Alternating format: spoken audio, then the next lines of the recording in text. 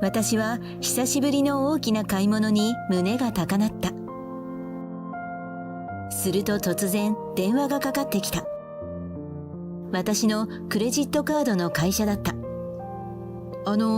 クレジットカードの限度額が超えており、使用できない状態ですが、何度も支払いを行おうとしているようです。契約者様のご利用でお間違いないでしょうか。身に覚えのない私は急いで財布を確認した。するとクレジットカードがない。それは大変なことです。今月の利用額は400万円ほどになっています。私はめまいがしてきた。こんなことをするのは夫と義両親に決まっている。もうこれは許せるレベルではない。私は警察に通報したのだった。私の名前は由美香。年は31。広告代理店勤務の会社員だ。夫は同じ年の弘樹。食品関連の会社で働いている。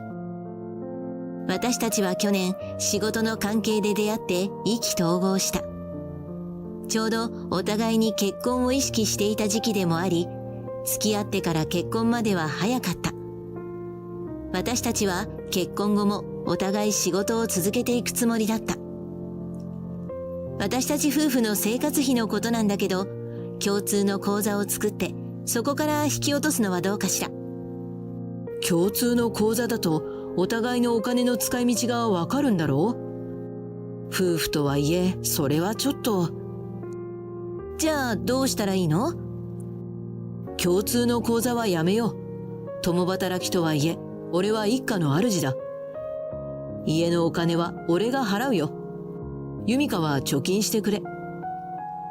自分のお金の使い道に干渉されたくないという夫の主張が私は気になった。実は結婚後、徐々に夫の欠点が見えてくるようになったのだ。夫の欠点は、収入に見合わない金銭感覚と、彼の両親の私に対する横柄な態度だ。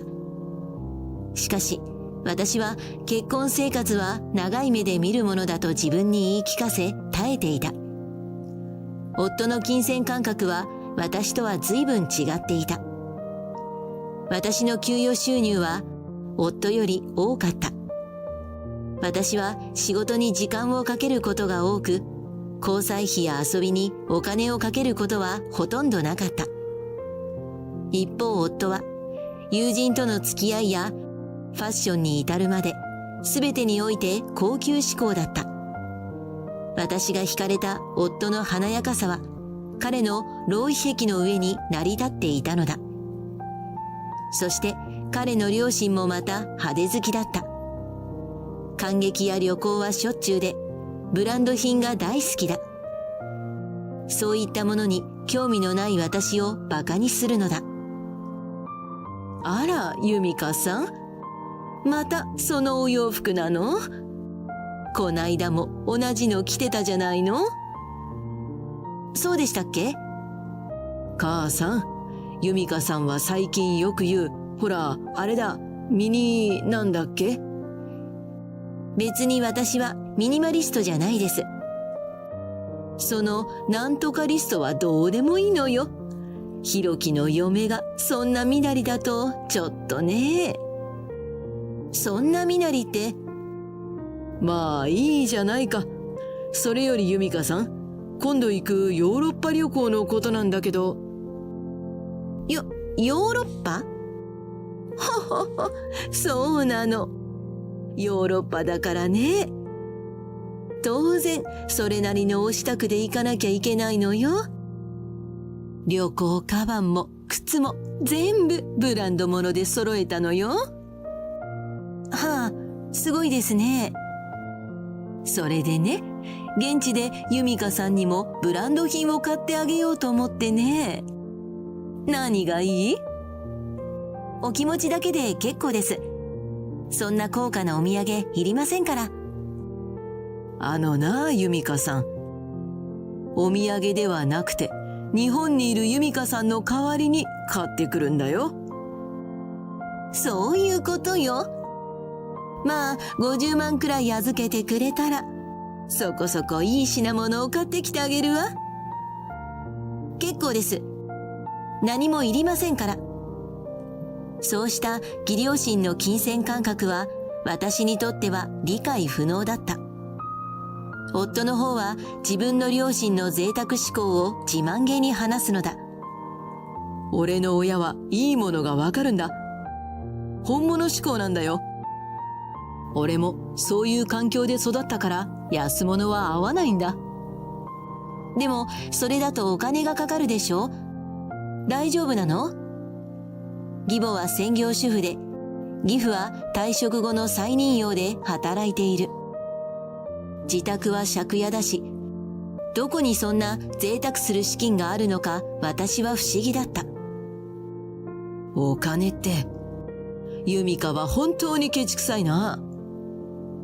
そんな風に義両親と夫は同じ金銭感覚を持っていた。結婚して3ヶ月が過ぎた頃、夫は私に生活費を立て替えてほしいと言ってきた。実は今月厳しくてさ、ユミカが生活費を出しといてくれよ。生活費といっても、私たちの住むアパートの家賃と光熱費が主なものだ。私の給料なら、節約すれば生活費の支払いも貯金もできる。わかったわ。でも、厳しいって今月だけなの？ひろき、やりくりは大丈夫なの？今月だけっていうか、もしかしたら来月も。ちょっと、来月もって、何にそんなにお金を使ってるのよ？俺の親にも、それなりに仕送りもしてるしな。仕送り？そりゃ、親孝行は当たり前だろ。とにかく、生活費は頼んだぞ。夫によると、自分の給料からいくらか親孝行に回しているため、生活費を捻出できないとのことだった。一体いくら仕送りしているのだろうか。私はその時はしつこく追求しなかった。というか、あの義両親には関わりたくなかったので、勝手にやってくれと聞き流してしまったのだ。翌月、夫から生活費以外に自分にお金を渡すよう要求された。俺の給料じゃなかなか厳しいんだ。ユミカからもお金を出してくれよ。へえ？だって先月から私が生活費全部支払ってるのよ。ひろきの給料じゃ足りないなんて何にそんなに使ってるの？だからいろいろだよ。そんな曖昧なこと言われても。ああ、もううるさいな。俺の親に仕送りしてるからだよ。親孝行に使ってるんだ。ひろきがご両親に仕送りしてるのは知ってるけど、生活費が出せないくらいなんてちょっとおかしいわよ。おかしいだと？俺の親孝行のどこがおかしいんだ？だって自分の給料じゃ足りないくらいの仕送りなんてさすがに変よ。俺の親孝行が変だって言うのか？お前、それが夫に向かって言うことか？俺の親はお前の親でもあるんだぞ。それをお前の代わりに俺が親孝行してるんだ。ちょっと、ひろき、落ち着いてよ。親孝行に金がかかるときは、お前だって払うのは当たり前だろ。私は夫が親孝行にはお金がかかって当然という考え方であることを知って衝撃を受ける。しかもなぜか私もお金を出す義務があるというのだ。わかったわ。ひろきの親孝行についてはもう口出しはしない。でもね、それはひろきの給料の範囲でやってちょうだい。俺の給料じゃ足りないから、お前も出せって言ってるんだろ？人の話聞いてるのか？ひろき、本当に落ち着いてちょうだい。給料じゃ足りなくなるくらいの親孝行って何？いくら仕送りしてるの？私にお金を出せって言うなら、それぐらい教えてもいいんじゃないの？それはいろいろと。夫は怒鳴り散らしていたが、仕送りの内容を追求されると、途端にしどろもどろになった。私はひろきにあんなに怒鳴られたのは初めてだったので、少し怖くなった。じゃあ、10万だけ貸すことにするね。それでいい？貸すんだから、次の給料日には絶対返してね。10万か。よし、わかった。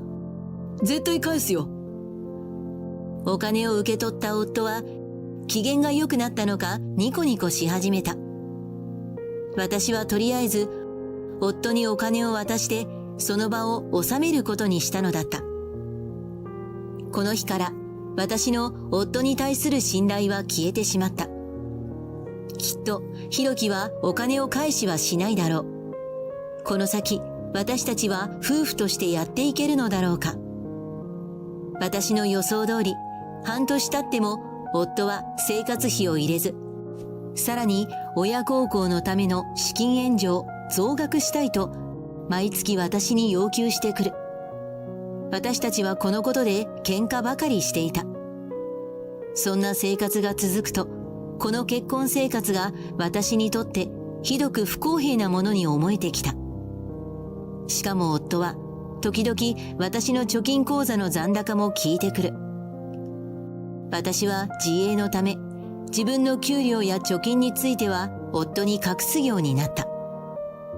夫は私から思うようにお金を引き出せないことに徐々に苛立っていった。そんなある日、仕事から帰った私は一人で夕食を食べていた。玄関が開く音がして夫が帰ってきたかと思ったら、義両親も一緒だった。お帰りなさい。どうしたの？お父さんたちも一緒に。俺の両親からお前に話があるんだよ。いいからそこに座ってちゃんと聞け。私は夫の横柄な態度に嫌な予感がした。いやあ、夜分にお邪魔するね。今日は由美香さんに家族の生活費について話しておこうと思ってね。家族の生活費？私たちはね、息子夫婦からの仕送りが必要なんだよ。親孝行はね、形で示してもらわないとね。息子夫婦って、なんで私が一緒になるんですか？そりゃ、あんたはひろきと結婚してるんだから、一緒に仕送りするのは当然だろ。だのにあんたは、ひろきの仕送りの邪魔をしているそうじゃないか。嫁がそんなんじゃいかんだろう。そんなんで家族と言えるのかね。義両親は自分たちへの仕送りを邪魔する私が、いかに常識外れで情けない嫁であるかを話し始めた。夫の親孝行に対してお金を渡さないで嫌がらせをしてるんでしょ？それが嫁のすることかしら。ひろきはこんな薄情な女と結婚してしまったのね。今からでも心を入れ替えてちゃんとひろきを支えてちょうだい。私はひろきを支えています。家事も全部私がしてますし、生活費も全部私が負担してるんですよ。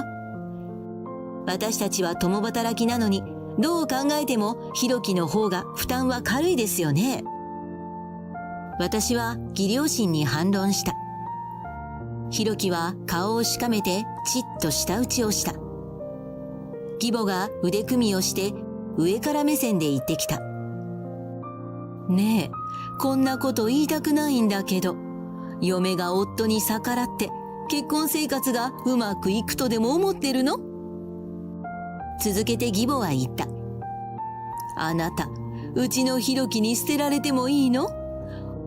夫の親である私たちはあなたの親でもあるのよ。その親がお金に困っていたら助けたいと思わないの？は？思うわよね。普通はね。こっちは何かと物入りで生活費が厳しいの。そこでお金をきちんと入れるのがあなたの役割なのよ。こんなことも教えないとわからないのかしら。そうだぞ。ひろきがこんなに頑張って親孝行してるんだ。由美香さんはしっかりと生活費を入れて、ひろきのお金が足りないときは、しのごの言わずにすっとお金を渡す。これが嫁のあるべき姿だ。私は疲れ切って言い返す気力もなくうなだれていた。とにかくこの異次元な説教が終わるのをひたすら待った。夫はうつむいている私を眺めてニヤニヤ笑っていた。私が義両親に叱られてしょげているのだと思ったようだ。言いたいことを言って満足した義両親が帰ったのは夜の11時だった。私はすぐに夫に怒りをぶつけた。ちょっとどういう話になってるの？なんで私がひろきの親に仕送りすることが当たり前みたいになってるのよ。おい、俺の両親が直々にお前を教育しに来たんだぞ。お前頭悪いのか？まだわからないのか？教育？夫の言い分も彼の両親と同じく異次元だった。私は夫との考え方の違いにもう虚しさしか感じられなかった。そうだ。母さんに言われたこと聞いていたか？そんなんじゃお前は俺に捨てられるんだぞ。それでもいいのか？私を捨てるってどういうことよ。これを見ろよ。お前が聞き分け悪いから持ってきたんだ。そう言って夫が取り出して私に突きつけたのは離婚届の用紙だった。なんと夫は離婚をちらつかせて私を脅してきたのだ。私が離婚を恐れると思っているのだろうか。あの親にしてこの子ありとはまさにこれだ。私は夫との結婚生活からどう抜け出そうか考え始めた。夫が手に持っている離婚届、これはチャンスだ。あれに夫がサインして私に突きつけるにはどうしたらいいか。何よ？どうせ脅しでしょ？離婚なんてする気ないくせに。脅しなんかじゃないぞ。俺は本気だ。嘘よ。離婚なんてしたら世間に顔向けできないわ。本気じゃないくせに。私は夫に向かって馬鹿にしたように言い返した。夫の顔がみるみる赤くなって怒鳴り始めた。脅しと思うか？ほら、見ろよ。夫は反抗的な私を黙らせようとペンを持ち出した。やめて。何をする気なの？私がやめてと悲鳴を上げると、夫は笑いながら離婚届にサインをした。俺の本気が分かったか？いいか？俺に捨てられたくなければ言うことを聞けよ。なんてひどいことするの？夫は嘘泣きしている私に離婚届を投げつけると部屋を出て行った。私はすぐさまその離婚届に自分のサインをして、翌日には役所に提出したのだった。離婚を成立させた私は、その後何食わぬ顔で仕事を続けながら引っ越し先を探した。通勤や買い物にも便利な単身者用のマンションの購入を決めた。そして今住んでいるアパートの解約手続きも密かに済ませた。これでいつでも出ていける。私はあと少しの辛抱だと思った。しかし、夫と義両親による攻撃が密かに進行中だったのに気づかなかった。それが判明したのは、私が新生活に向けた買い物をしようとした日だった。私はその日、新居に必要な家電を購入するため買い物に出かけた。私は久しぶりの大きな買い物に胸が高鳴った。よーし、爆買いしてやろう。すると電話がかかってきた。社名のようだが、私のクレジットカードの会社だった。そちらのクレジットカードの使用履歴に不審な点がございましてご連絡いたしました。高額利用されていますが問題ありませんか？カードはお手元に確実に保管されていますか？私は急いで財布を確認した。すると、クレジットカードがない。大変だわ。カードがない。それは大変なことです。今月はご利用限度額をとっくに超えておりまして、限度額を超えて使用不可能になった後も、複数回の使用を試みた形跡があったためご連絡いたしました。400万円ほどになっています。私は即座にカードを止めたが、後の祭りだった。私はスマホでクレジットカードの購入履歴を調べた。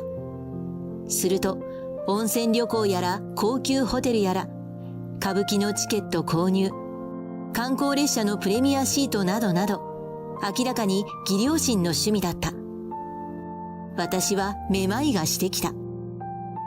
しかも腹が立つのは、3人分の支払いを個別で決済しているのだ。本来、クレジットカードで高額決済を行うと、本人確認の連絡があり、不正利用に気づくことができるが、決済の金額が少なくなるよう個別で支払いがされていた。もう、これは許せるレベルではない。私のカード情報を使ってネット通販で購入したのだろう。私が日々働いてコツコツと貯めた貯金をよくも。絶対に許さない。私は即座に警察に電話して盗難届を出した。そして夫に逆襲する準備をしたのだ。その日の夜、私は家に帰ってきた夫を問い詰めた。ねえ、ひろき。私のクレジットカード取ったでしょ？あれ？もうバレちまったか。そういえばさっき母さんからクレカ使えないって電話があったな。え？お母さんが私のクレジットカード持ってるの？だって暗証番号知らないでしょ？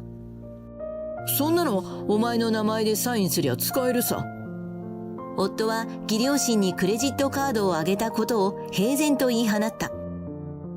私のカードと知ってて使うなんてひどい。もう警察に盗難届も出したからね。警察？お前ふざけるなよ。お前が出すべき金を出さないから俺がカードを取り上げたんじゃないか。警察には俺がちゃんと説明するからな。どうせ身内同士のことなら警察は民事不介入で相手にしないわよ。ひろき、お金ちゃんと返してちょうだい。400万円。夫は私が盗難届を出したことで逆ギレしたが、身内同士のことは警察が介入できないことを知ると機嫌が治った。お前が俺に渡す金を出し渋るからいけないんだよ。俺がお前の財布からこっそりとカードを抜き取っても気づかないし。ほんと、お前って頭悪いよな。笑っちゃうよな。夫は私のクレジットカードを財布から抜き取ったことを自慢げに話した。俺は両親に言ってやったよ。ユミカを反省させるためにもお金は全部使ってやれって。お前、ちょっとくらい貯金があるからって生意気なんだよ。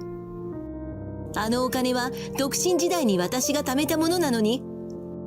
ああ、俺と両親は明日から旅行に行くからな。